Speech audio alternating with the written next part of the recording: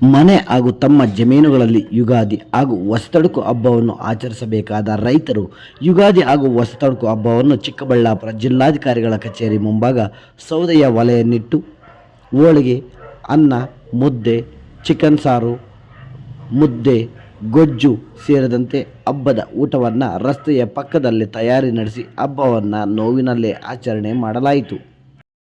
ಈಗ ನಾವೇನು ನಿರ್ಧಾರ ತಗೊಂಡಿದ್ವಿ, ನಮ್ಮ ಭೂಮಿ ನಮ್ಗೆ ಕೊಡೋವರೆಗೂ ನಾವು ಮೇಲೆ ಎದ್ದೇಳಲ್ಲ. ಎಷ್ಟೇ ದಿವಸ ಆಗಲಿ ಎದ್ದೇಳ, 1 ವರ್ಷ ಆಗ್ಬೋದು, 2 ವರ್ಷ ಆಗ್ಬೋದು. ನಮ್ಮ ಮನೇಲಿ ದನ ಕರ ಏನೈತೆ, ಮಕ್ಳು ಏನಿದ್ದಾರೆ, ಎಜುಕೇಷನ್ ಮಕ್ಳು ಏನು ಮಾಡ್ತಾರೆ, ಎಲ್ಲ ಸಂಸಾರ ಸಮೇತ ಈ ಫುಟ್ಪಾತ್ ಮೇಲೆ ತಗೊಂಬಂದು ನಾವು ಸಂಸಾರ ಮಾಡಿ ನಾವಿಲ್ಲೇ ಇರ್ತೀವಿ. ನಮ್ಮ ಭೂಮಿ ನಮ್ಮ ಬಿಡೋವರೆಗೂ ನಾವು ಟೆಂಟ್ ಎತ್ತಲ್ಲ. ಪದೇ ಪದೇ ಟೆಂಟ್ ಹಾಕೊಂಡು ಕುತ್ಕೊಳಕ್ಕೆ ನಮಗೂ ಬೇಜಾನು ವ್ಯವಹಾರಗಳಿರ್ತೇವೆ, ಕಷ್ಟಗಳಿರ್ತೇವೆ. ನಮ್ಮ ಮನೇಲಿ ಗಂಡಸರು ಎಷ್ಟೋ ಕೆಲಸಗಳು ಬಿಟ್ಟು ಇಲ್ಲಿ ಪರದಾಡ್ತಾ ಇದ್ದಾರೆ, ಏನೋ ಫುಟ್ಪಾತ್ ಮೇಲೆ. ಅವ್ರಿಗೇನು ಬೇರೆ ಕೆಲಸ ಇರೋಲ್ಲ. ಎಷ್ಟು ಸರಿ ಟೆಂಟ್ ಹಾಕ್ಸ್ತಾರ, ಎಷ್ಟು ಸರಿ ನಮ್ಮನ್ನ ಮನೆಗೆ ಓಡಿಸ್ತಾರ. ಸಲನೇ ಪಾಡ್ಬಿದ್ದು ನಾವು ಎಕ್ಸಾಮ್ಗೆ ಅಟೆಂಡ್ ಮಾಡಿಸ್ತೀವಿ ಮಕ್ಕಳನ್ನ. ಇಲ್ಲೇ ಮಕ್ಕಳು ಮಾಡ್ತಾರೆ. ಮಕ್ಕಳು ಒಂದ್ ಕಡೆ ನಾವೊಂದ್ ಕಡೆ ಇರೋಕ್ಕಾಗಲ್ಲ. ಮಕ್ಕಳನ್ನ ಏನೋ ಒಂದು ಪಾಡ್ಬಿದ್ದು ಅವ್ರ ಮುಂದಿನ ಭವಿಷ್ಯಕ್ಕೆ ನಾವು ಮಕ್ಳಿಗೆ ಏನು ಮಾಡ್ಬೇಕು ನಾವು ಮಾಡ್ತೀವಿ. ನಾವು ಜೀವನ ಇಲ್ಲೇ ಮಾಡ್ತೀವಿ. ಎಮ್ಮೆ ಬಸ್ಸು ಎಲ್ಲ ಕರ್ಕೊಂಬಂದು ನಮ್ಮ ತೋಟಗಳಲ್ಲಿ ಬೆಳೆಯೋದು ತಗೊಂಬಂದು DC ಆಫೀಸ್ ಹತ್ರ ಅಂಗಡಿ ಹಾಕ್ಕೊಂತೀವಿ. ಇಲ್ಲೇ ಮಾರಾಟ ಹೋಗೋ ಬರೋರಿಗೆಲ್ಲ ಮಾರಾಟ ಮಾಡ್ತೀವಿ. ಶಿಡ್ಲಘಟ್ಟ ತಾಲೂಕಿನ ಜಂಗಮಕೋಟೆ ಹೋಬಳಿಯ 13 ಹಳ್ಳಿಗಳ ರೈತರು ಸುಮಾರು 2300 ಎಕರೆ ಜಮೀನನ್ನು ರಾಜ್ಯ ಸರ್ಕಾರ ಕೈಗಾರಿಕೆಗಳಿಗಾಗಿ ಭೂಸ್ವಾಧೀನ ಮಾಡಿಕೊಳ್ಳಲು ಮುಂದಾಗಿದೆ.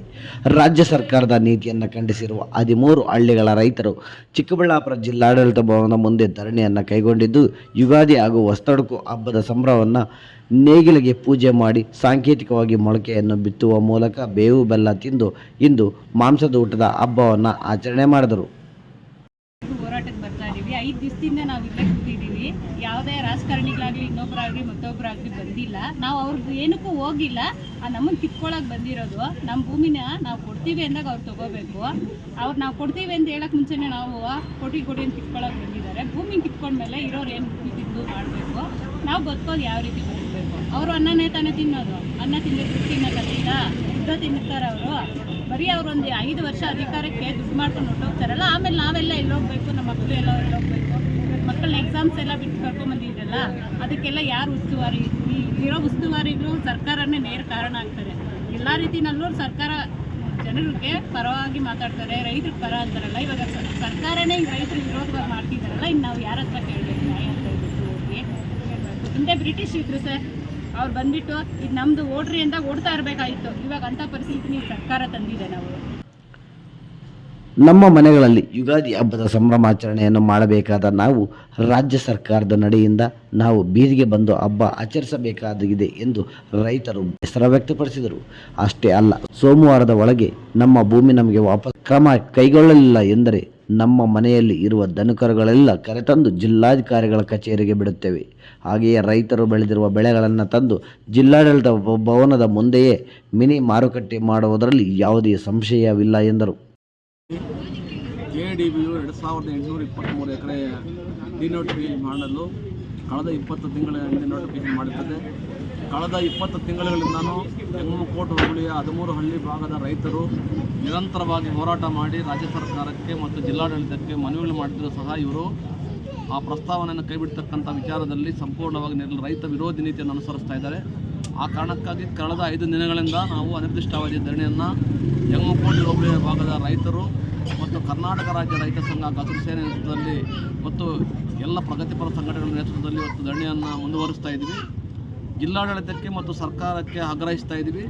ಯಾವುದೇ ಕಾರಣಕ್ಕೂ ಚಳವಳಿಯನ್ನು ವಾಪಸ್ ಬಿಡ್ತಕ್ಕಂಥ ಪ್ರಶ್ನೆಯೇ ಇದು ಉದ್ಭವಿಸೋದಿಲ್ಲ. ಮಾಡು ಇಲ್ಲವ ಮಡಿ ಅನ್ನೋದನ್ನು ನಿರ್ಧಾರ ಮಾಡಿ ರೈತರಲ್ಲಿ ಬಂದಿರತಕ್ಕಂಥದ್ದು. 1 ವರ್ಷ ಆದರೂ ಸಹ ಇಲ್ಲಿಂದ ನಿರ್ಗಮಿಸತಕ್ಕಂಥ ಪ್ರಶ್ನೆಯಲ್ಲಿ ಉದ್ಭವಿಸೋದಿಲ್ಲ. ನಾವು ಸೋಮವಾರದವರೆಗೂ ಸಹ ಜಿಲ್ಲಾಡಳಿತಕ್ಕೆ ಮತ್ತು ಸರ್ಕಾರಕ್ಕೆ, ಜಿಲ್ಲಾ ಉಸ್ತುವಾರಿ ಮಂತ್ರಿಗಳಿಗೆ ಸೋಮವಾರವರೆಗೂ ಗಡುವು ನೀಡ್ತೇವೆ.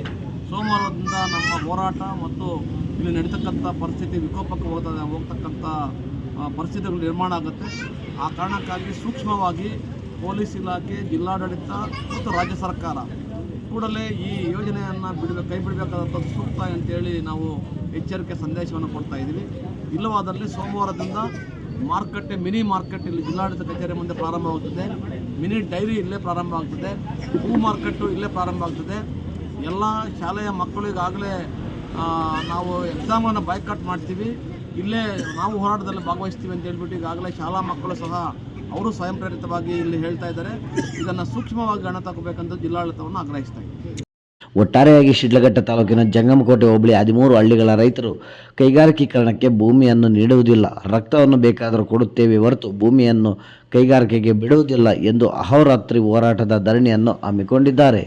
ವರದಿ ಚಿಕ್ಕತೇಕಹಳ್ಳಿ ಡಿ ಶಿವಕುಮಾರ್.